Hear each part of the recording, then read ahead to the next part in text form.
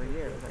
It's all breading and fried stuff and very little meat. That's why they made all their money. I will probably have to talk to them because I love I told her. You could go there and Oh yeah, they're trying to. Thank you so much for joining us here today to honor Timothy and also to support his family. And I thank you so much for being respectful of their wish to have masks and some social distancing. Just your presence here is a welcome gift to them. And so we're going to take a moment to just pause quietly, and then Catherine is going to begin, and we'll walk over and do the service together.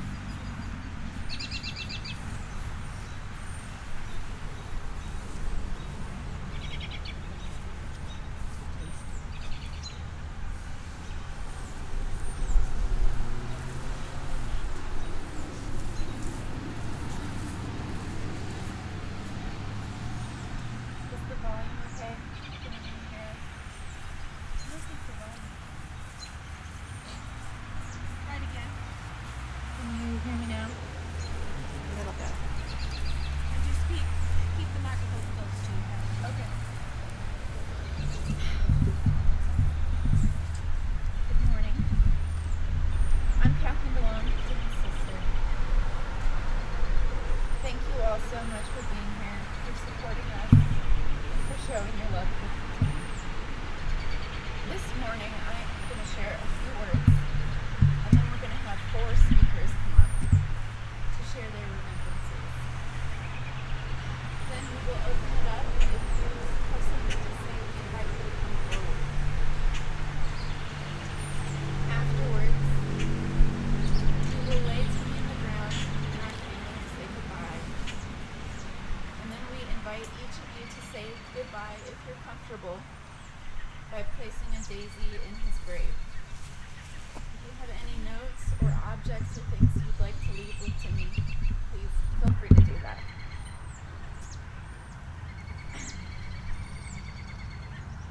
Timmy and I had a complicated relationship. But it didn't used to be complicated. When we were little, I adored him, and he wanted nothing to do with me. Timmy loved thunderstorms, fireworks, and fart jokes. We loved the movie Twister, and for a long time, Timmy was pretty sure that he was going to grow up to become a storm chaser. I remember on a flight to Nashville, we had terrible turbulence. People were crying and screaming. I was absolutely terrified, just like everyone else on the plane, because I thought it was going down. And when we looked over at Timmy, he was having the time of his life. He was laughing as we all bounced around, absolutely loving the ride.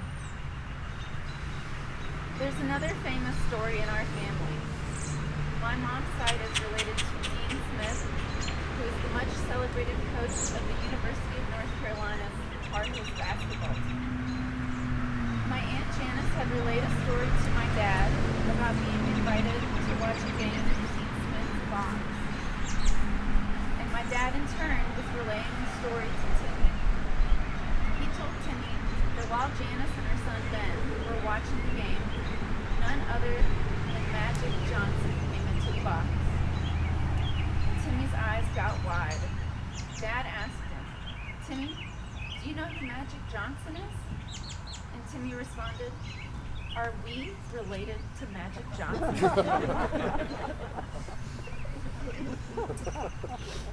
Now I'm going to invite up Bunny Bruning, who was Timmy's tennis coach.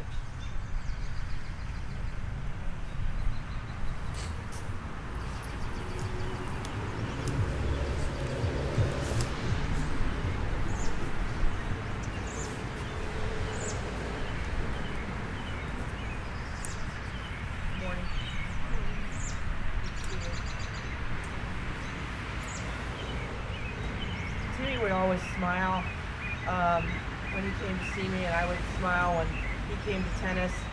And he was full of surprises, and he tested us all the time. But he loved to play tennis, and he loved to run. One of my pros, Matt Hockett, heard and wrote to me, and this is what he had to say.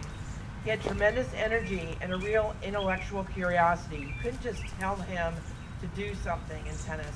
You had to have him accept it, and he needed to know why and understand it. And then once he understood it, he was all in. He gave it his all. Matt said, I really like the kid and can't even count the number of times I spent extra hours hitting with him, sunburned, tired, sweating, when I really would have preferred a rest, but his enthusiasm always won me over. Sometimes I remember his temper would get the best of him, and he would wrap some rackets around some trees. And but I just slip another one in his bag. He didn't know this, because I wanted him to keep coming back. Charlie Bartlett also wrote that Timmy was his best friend at Wakanda, and they would play for hours and hang out, and it was just about the sheer joy of hitting a tennis ball that they loved. When Timmy had his accident, I came to the hospital to see him, but he was in the ICU, so I couldn't visit him. And all I had was that big book to write in. I was so ticked off, I was so angry that this had happened. Actually, I was just really scared, but anger always comes out first. I must have written him about 2 pages about if he thought he was going to get out of life with this, he had another thing coming. I said that we would be starting to learn tennis in a chair, and then that was that. And he was going to have to be doing that in the near future. But after a few months, when he got a little bit better, he called me and I said, well, let's go. We spent many times down at Harmon Park and at Wakanda, hitting balls, him in his chair, and me struggling to feed accurately to him, which was actually harder than you think. And he didn't seem to mind if I missed my feeds or hit him in the head or anything. He just kept trying, and he just laughed. Once, over I think a July 4th holiday, I had him out to the club, and we were hitting, and then I said, just stay. And all the kids came to the club, and they wanted to hit and play, and so we challenged a couple kids to play best of 3 games. They looked at us, and they thought, oh, we've got this. And they had no idea that Timmy could actually play tennis really well. And so I barely hit the ball because they kept away from me. Not a smart idea, because we easily won. Timmy hit all the shots. I know Timmy had his dark days, and there's nothing I can do about it. I know in my heart he's learning peace right now. He's running, we love to run, and he's swatting the ball, and he's free. And remember the gifts that he's given us. That's the most important thing, so we can carry that on. Activism for mental health, most importantly. His enthusiasm and his gold heart. Love you.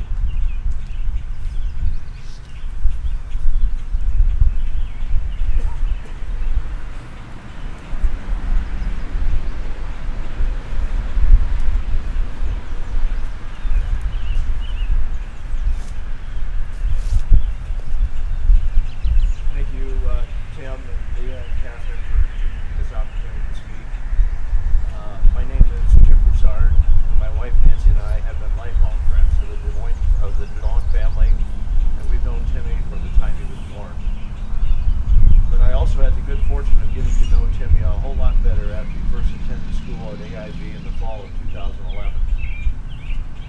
At that time, I had taught at AIB for almost 30 years, and I was approaching retirement. One day, probably in the summer of 2011, when Tim and I were probably playing golf, among our many discussions about Timmy's frustrations with schools and jobs that didn't work out, I suggested to Tim that Timmy should try AIB. Shortly thereafter, I remember meeting with Timmy and explaining to him that AIB wasn't like most other schools, that we were in a 2-year business school with majors designed for degrees in areas that he might excel. I assured Timmy that he would have a great opportunity to succeed because of our strictly structured school philosophy and our strong student-teacher relationships. But I still recall Timmy being a bit hesitant to enroll.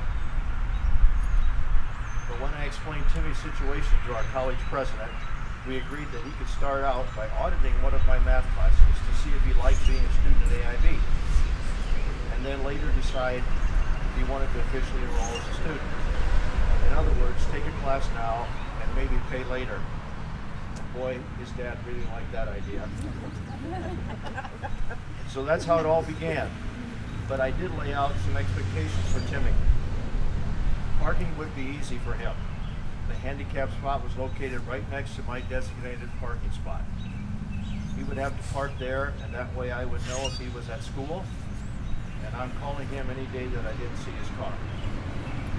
He's 30 feet from the building entrance and another 30 feet straight down the hallway to my classroom. No excuses now, Timmy. We'll see you every morning at 8 a.m. And from there, it seemed like everything just fell into place. Taking after his dad, he wasn't my best master, but he consistently showed up to class and satisfactorily completed all of the required work. And just as important, because at that time we didn't have any other wheelchair students on campus, very early on his fellow classmates discovered him, looked out for him, pushed him up the hill if he wanted to go to the cafeteria, and just enjoyed socializing with him. Happily, Timmy was now officially enrolled as an AIB student. There was one more required general education class, speech, that Timmy still had to take, and I'll never forget one of his speeches. Timmy would always tell me that he didn't think he had anything interesting to talk about. I think we all know that his life in particular was filled with plenty of interesting things to talk about. Well, one day he called me, fretting over not having a topic for an upcoming demonstration speech. It was then that I remember watching him one morning get out of his car and into his wheelchair. I was amazed at how he did that. That's it, I told Timmy. You need to take the entire class outside and demonstrate every little thing you have to do to get in and out of your vehicle. We did just that, and the students and his teacher were amazed at what they heard and saw. They talked about it for days, and Timmy was pretty proud of getting an A on that speech. His entire first year at AIB was when I really got to know Timmy so much better. We spent a lot of time together in my classroom talking about many things, including what he might be able to do for his future. Timmy liked to travel, and AIB had a 2-year travel and tourism degree program. After making arrangements for him to talk with the travel and tourism people, he decided to pursue that program where he could have a future in helping himself and others see the world. I retired from teaching about 15 months after Timmy had started at AIB, and he continued to take classes for about 1 more year. I can tell you without any doubt that Timmy left a significant impression on the students, faculty, and even those in the administration at the college. They all knew him, rooted for him, and were inspired by him. And that's exactly how I will remember him. Thank you.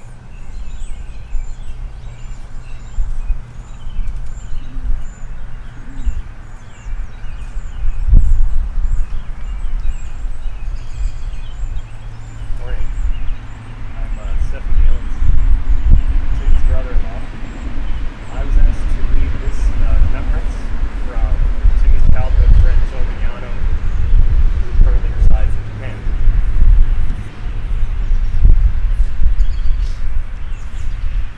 I'll always consider Tim one of my most important people in my life. We impacted each other so much growing up. From the day I met him and Catherine sledding in the Pirtle's backyard when we were barely teenagers, he always treated me with the greatest respect. He and I couldn't have been more different. Tim, the athletic, budding socialite running with all the cool kids, and me, the silent, nerdy, trench coat wearing gamer who avoided most social contact. Somehow, though, this never seemed to matter to him. You simply showed him respect, he would respect you in return, and in spades. He had authenticity and honesty that he couldn't help but bring out and made you feel so welcome with him. I couldn't have asked for a better friend, then or as we became adults. He would always be there with a confidence-boosting word for me if I needed one. He pushed me out of my comfort zone in ways I didn't know I needed pushing, maybe once or twice in more ambiguous ways. He was always the most fiercely loyal friend, even when I didn't live up to it. No time or distance apart change in our friendship. We shared so many of those simple experiences together that I look back on and realize how much they shaped me. The long afternoons playing video games, watching Japanese animation, and eating various cheese-stuffed baked goods in my grandmother's basement. Him driving all the way to visit me in Minneapolis when I really needed a friend, with his wheelchair and one of his trusty military-grade laser pointers in hand, of course. The spur-of-the-moment trip to Las Vegas, his treat, just so he could show his friend a good time. Finally see our long-loved Cirque du Soleil shows together in person. Or just quietly listening to Iowa thunderstorms rolling across the Midwest plains from his always immaculately organized and peaceful room in his old house. There are so many kindnesses I wish I could repay. So many more experiences I wanted to share with him. So many more conversations. I can't fully know how difficult the struggles he faced were, but I wish forever that I had found a way to be there for him more. I suspect many who care about him may feel the same. So many people loved him and tried to help him as best they could. I take comfort knowing that, even as he struggled, he knew he was loved by so many. I know we will always remember him as a funny, generous, witty, challenging, sensitive, vivacious person he always was from the first day we met. I will miss you so much, Tim. You have, and always had, all my love, my best friend.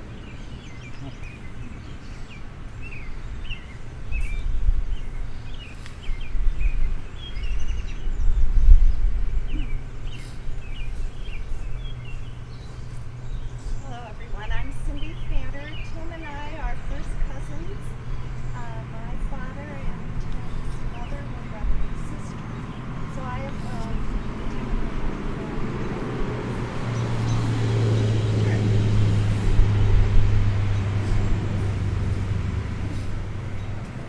Bill and I think we speak for all of us when we say we have the deepest admiration and respect for the way supported Timmy during his journey. I think we always kept in mind that Timmy was one of many injured people who were striving for a better life. There is one word that keeps coming to my mind to describe Tim and the support of Timmy. They did it in a noble way. They made a noble effort, and I know deep down Timmy must have appreciated it. Now it is my honor to read Julia's words. Thank you for coming to express your love and regard for Timothy and your support of our family. I have just a few more thoughts about my son. Over the past 5 years, Timmy had particularly difficult experiences. He often expressed the idea that he would never be happy, and we talked about the definition of happiness in life and how it is to be obtained. I told him that, in my opinion, happiness alone was not the main goal. I said to him that I thought the most important thing was to do the right thing. I told him that people who do the wrong things will never find happiness.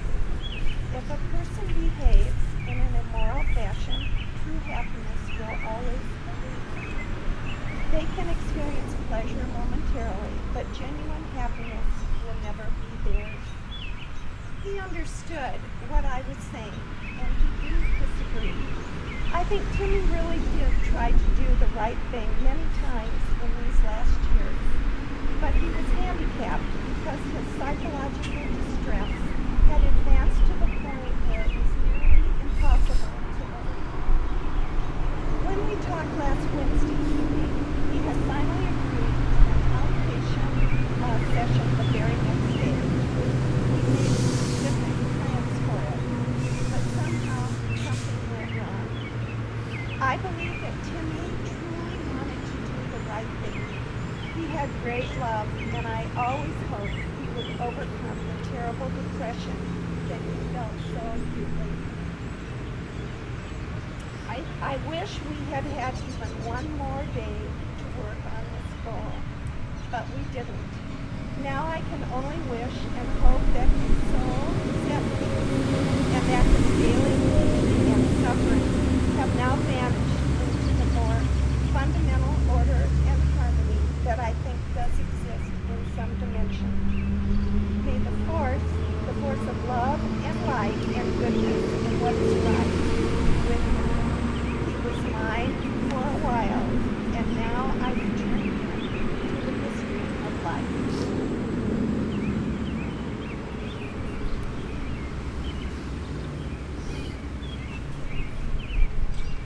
Now we're going to open it up to anyone who'd like to say something.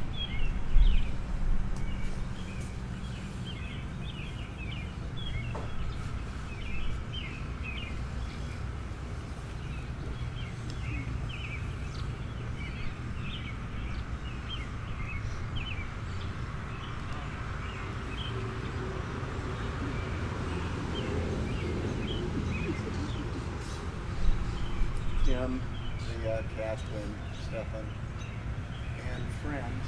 My name is Bill Fanter, and I'm married to Cindy, of course. And I've had the pleasure of representing Timmy, will always be a Timmy, in litigation against the city of DeLong that occurred after his fall. Tim and Leah asked me if I might want to say a few words to all of you here, and I certainly do, and I want to just tell you one of the ways that I'm going to remember Timmy. I'm sure we will all have our own ways of capturing that memory, but this one is unique because it pertains to the lawsuit and it pertains to the time that we had to present Timmy for his deposition. And I think it speaks to his character, and I think that it is a great way for me to see inside that person and for me to remember. You know, it's always a lawyer's worst nightmare to deal with a witness who is a child. Timmy was about 21 years old when he was injured and when we had to present him for a deposition. But in a way, he was a much younger person. There was a naivete there that was as becoming as you can imagine, because children are absolutely incapable of deception, and it shines through, and it is one of the most becoming qualities that you can have for a witness. So we tried to prepare Timmy for this experience.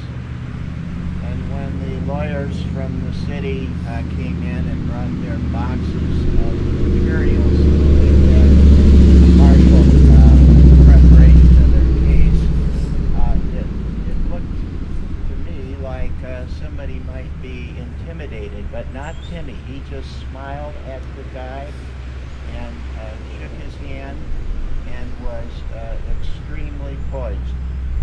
And in the course of that deposition that lasted about 3 hours in a conference room that was full of lawyers, he just handled himself beautifully. He gave up the bad with the good, and he was so absolutely honest. And all of you know that he was incapable of being cunning or sly or anything like that. And when we came out of the conference room, I said to him, "Timmy, you did a great job." And he looked up at me and he said, I did? And indeed he had. He said, that lawyer was a pretty nice guy. And indeed, we were able to later go on and get his case settled and resolved. And I look back to that moment. I call it a moment, but it was about 3 hours of moments. And I look back to that time, and I know that lawyer walked out of that room admiring him and respecting him for all that he had been through, because the lawyer knew it as well as most of us knew it. And I know that lawyer felt that this boy would be a very becoming witness if that case ever had to be presented to a jury. So that's the way I'm going to remember Timmy, and I know you all will have your own methods, but that's the one that I'm going to take. And thank you, Leah and Tim, for letting me speak about that. Leah told me I could say anything I wanted, and Tim told me to be short. So that's it.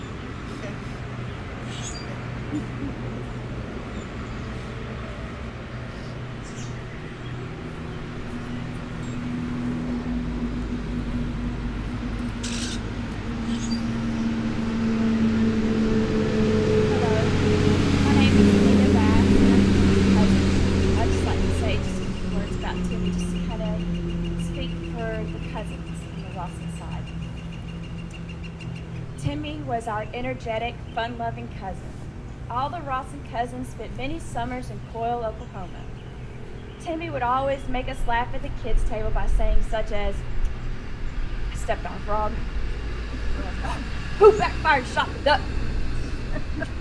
And Aunt Sandy, her friends know her as Leah, would rush over, wringing her hands. Oh, guys, don't encourage him, just don't. He loved his mama's macaroni and cheese, Mackie.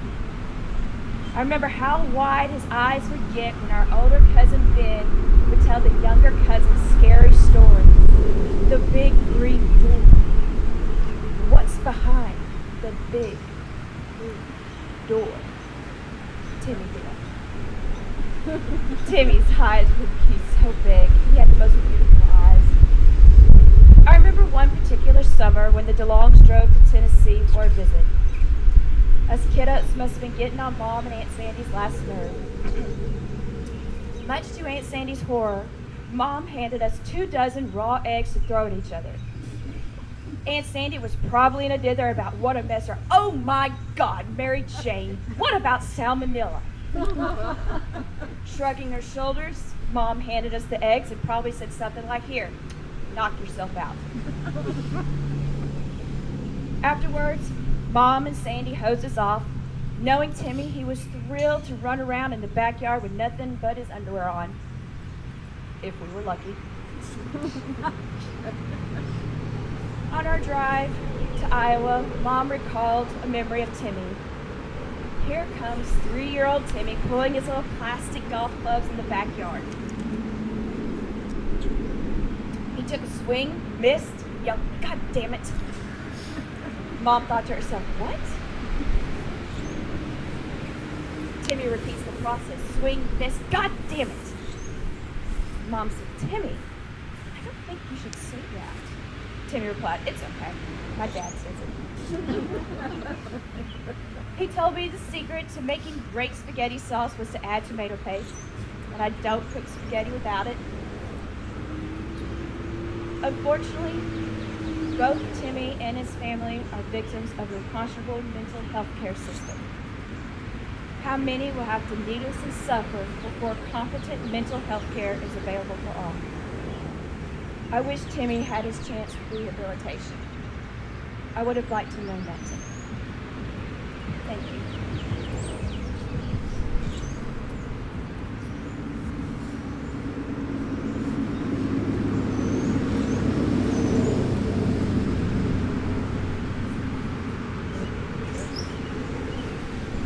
Hello, my name is Jessica Rowe.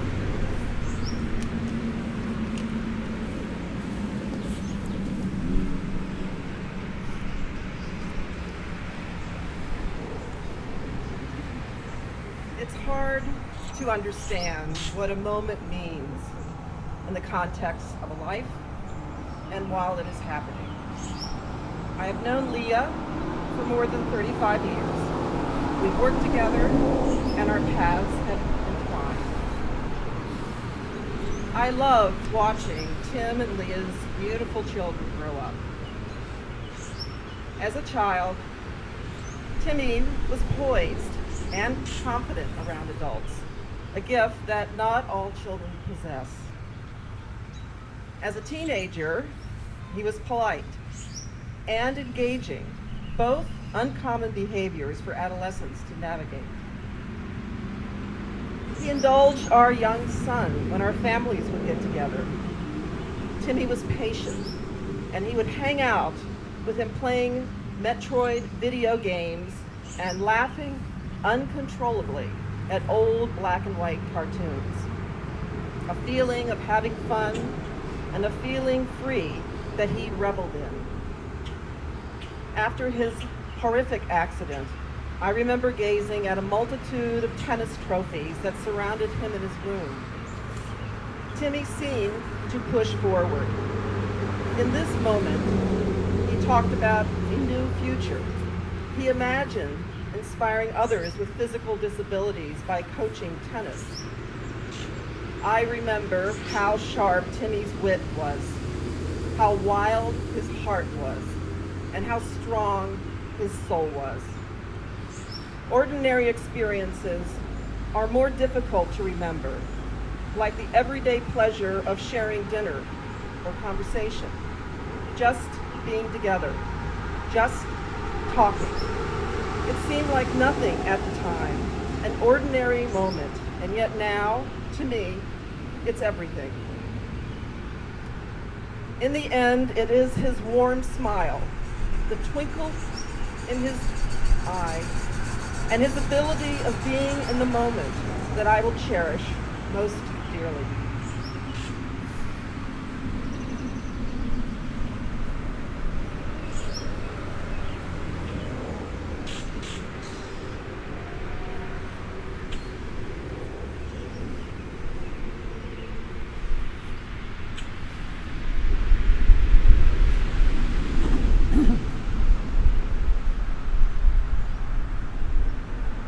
My name is Kayla McKee, and I've been friends with Timmy since I was 10 years old. What started out as a crush turned into a friendship that I will cherish for the rest of my life. My favorite memory growing up is talking on the phone all night telling ghost stories. He would pretend he could hear and see ghosts in his basement to try and scare me. I would try and do the same thing, and he would just laugh, and his laugh was contagious. Timmy and I both attended Kirkwood College and spent a lot of time together, creating memories that I will never forget. Timmy was one of the most loyal people I've ever met. He has done anything for the people he loved, and he loved with all his heart. Life brings many ups and downs, but we both knew we could confide in one another without being judged. I have realized that God has blessed me abundantly to have Timmy in my life all these years, and I'm very grateful for that. Timmy went through a very hard time after his accident, but he told me on many occasions how much he appreciated the love and support his family showed him during all those struggles. Timmy, if you're listening, and I feel that you are, spread your wings and fly. You are loved more than you'll ever know, and I will miss you deeply.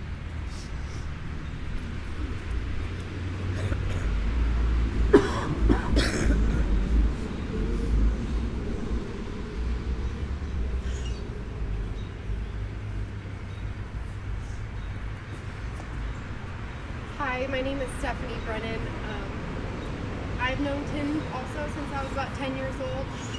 We went to Lincoln together, but a lot of people don't know that I knew him before then. I was good friends with Joe and Allie Mignano. We were in Moyne Children's Choir together. And I spent many weekends spending the night with Allie, being super annoyed by Joe and his friend Timmy that would always bother us. Timmy was basically like the Zach Morris of our time then, with his cool rollerblades and his hip haircut. And he was way too cool for my 10-year-old nerd self to ever see a future with. But many years I got to know Joe's version of Tim, the version of Tim that I loved. when we got to high school and he came to Lincoln, I was still and Allie and Joe, vocal music show choir nerds, and Timmy didn't want anything to do with us at school. He was way too cool for that. So once again, I would see him on the weekends with Joe and say hi. After his accident, he reached out to me and asked for a friend, because a lot of people just kind of quit. And so naturally I stepped up and said, of course, that's just kind of a person I am. For about 6 months, I kind of dedicated my life to make sure he felt loved and included. And everywhere we went, people were like, really? You and Tim? You and Tim? And they just didn't know that I had known him a lot longer than that one summer. The most important moment of my life with Timmy as a friend was in December of 2017. I had just graduated from college, and so I was done with school and back in Des Moines, and Timmy wanted to hang out, so I went over, and there happened to be a blizzard going on, and there was like 10 inches of snow. It was awful. And if you know Timmy, he wanted pizza, and he was not going to stop bothering you until you got him pizza. So I loaded him up into the car and drove about 2 miles per hour up to this pizza place and pushed his stupid wheelchair through that 10 inches of snow, yelling at him the whole time. But in that pizza place, he introduced me to my future husband. And Timmy didn't think that after his accident he had anything to contribute to the world. He didn't think he was important. But I hope he realizes that that night he introduced me to my world.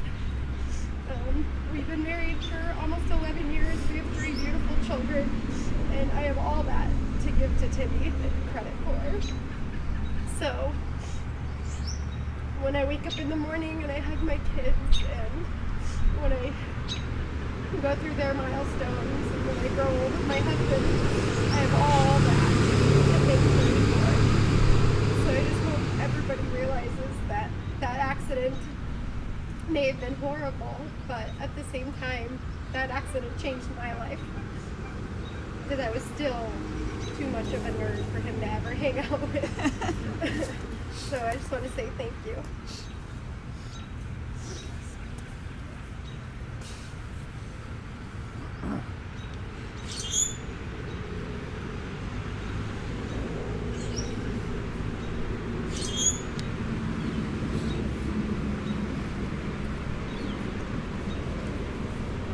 My name is Matt Oates. I went to grade school, elementary school, and high school with Timmy.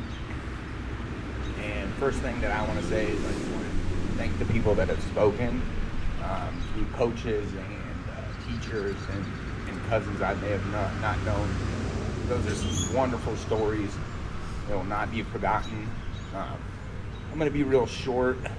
I wanted to go back to grade school in St. Anthony's. One thing that I vividly remember, and I'd like everybody else to remember, is we were very athletic kids. We loved to run around. He was the only one at school that could beat me in a foot race. And it's amazing to me. And I have that many memories talking to him throughout the years, but that just kind of sticks in my mind. And I want it to stick in my mind because he was always up there ahead of me. And I really want to beat him, but I was just the one guy I couldn't. Really bless him and bless you guys. Again, thanks for all your great stories. They mean a lot.